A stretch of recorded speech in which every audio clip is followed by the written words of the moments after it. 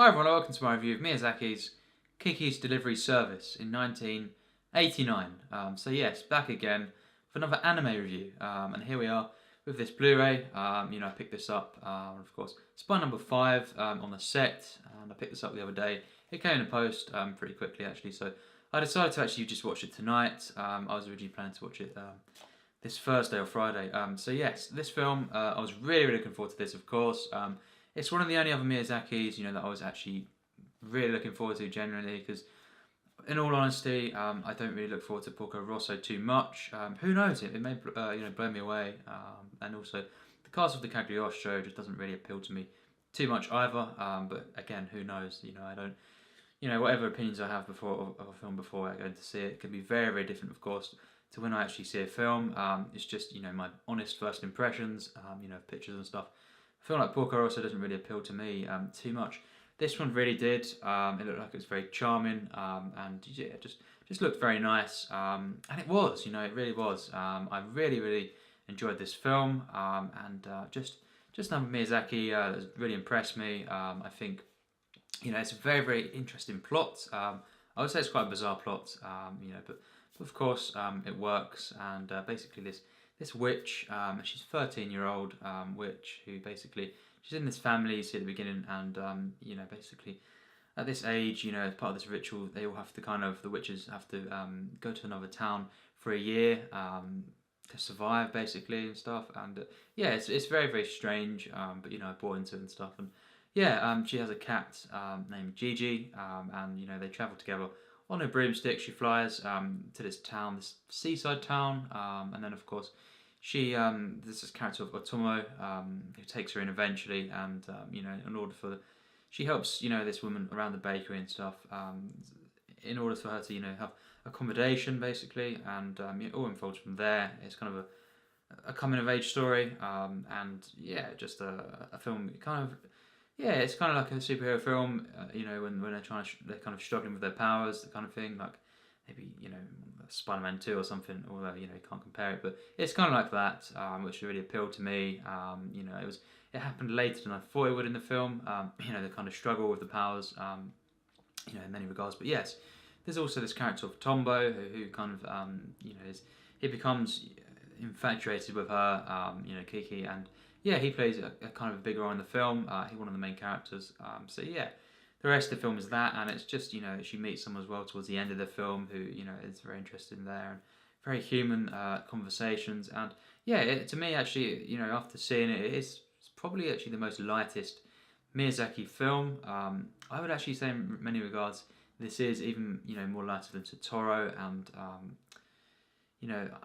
the other ones, the light ones would I suppose would be Nausicaa. That's fairly light in many regards, but Totoro is the one really that was it's truly was the most lightest Miyazaki film that I'd seen really, until this one. I think actually this one is even lighter.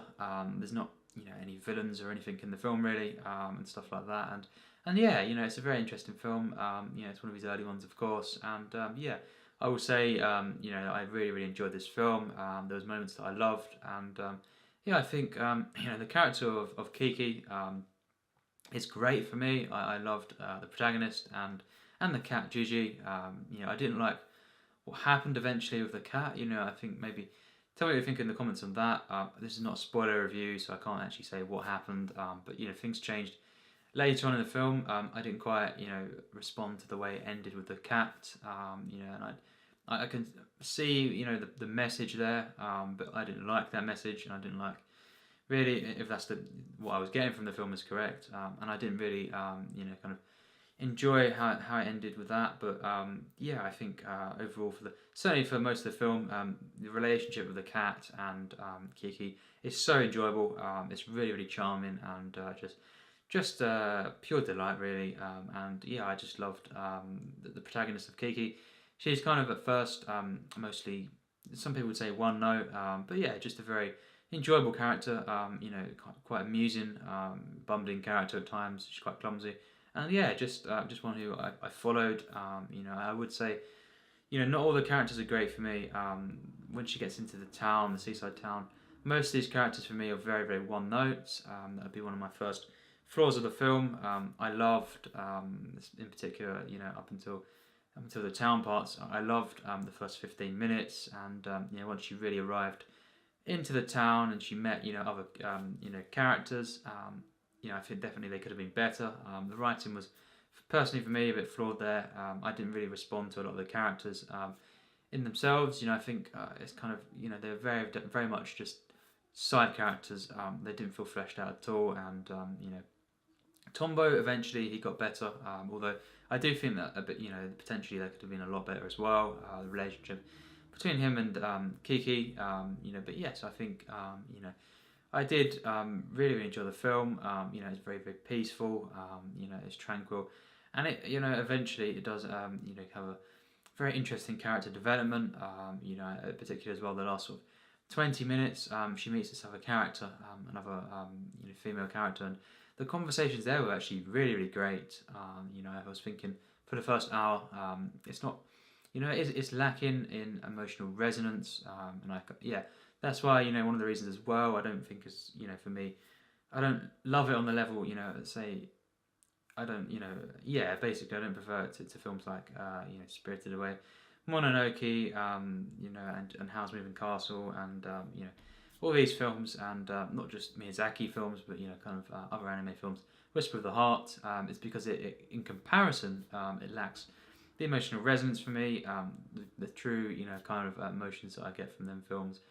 And yes, just some of it could definitely have been better for me, in my opinion.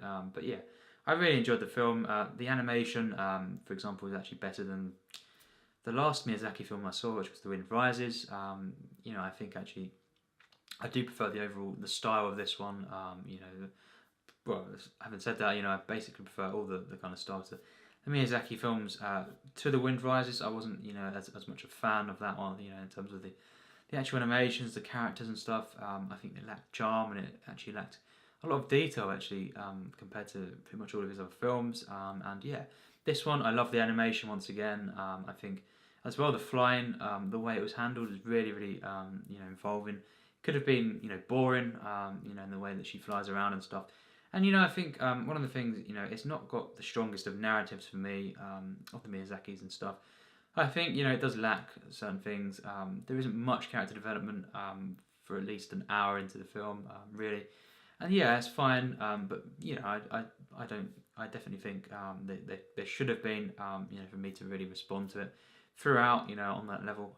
But yeah, I think the music as well, Joe Hisashi's score is great, and I think the way the film has just a very nice flow. I don't really feel it's boring, although it does lack drama at times for me, and just overall my connection emotionally. That's why it doesn't achieve massively high scores from me, but it does get a really good score. We'll get to that in a minute.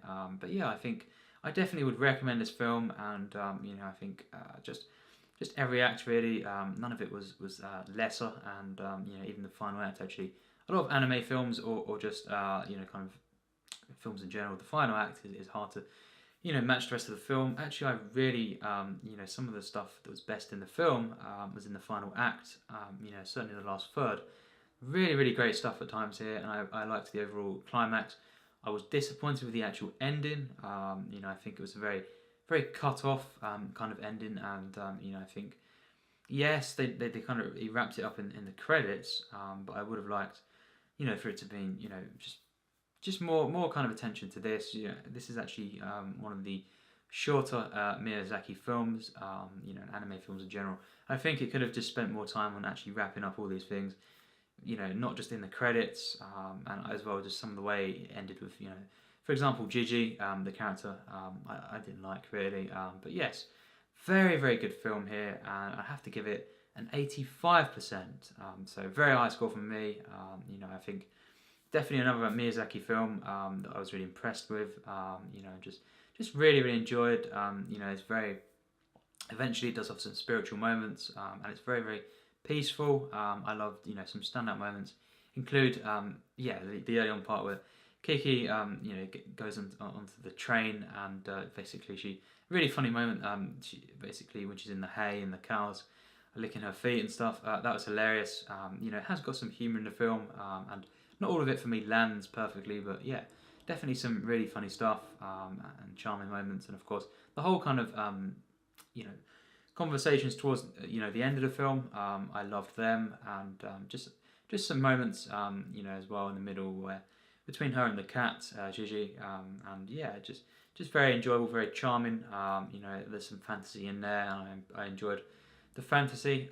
I do think it was odd to kind of see a film like this where no one questioned her powers and stuff. Really, I know of course she goes for herself, internal struggles towards the end of the film, but I think it was very odd and risky for a film like this to basically have to go into the town. Everyone knows she's a witch. It was strange. It doesn't always have to be the traditional. Everyone questions it, and stuff. But on this occasion, I think maybe if it involved something like this, some sort of struggle early on, it would have bumped the film up more. And I don't have too many big flaws with the film. Just the fact that it doesn't quite go the extra mile for me personally. In terms of just emotional connection and just execution of the overall narrative. But I do think the protagonist is great.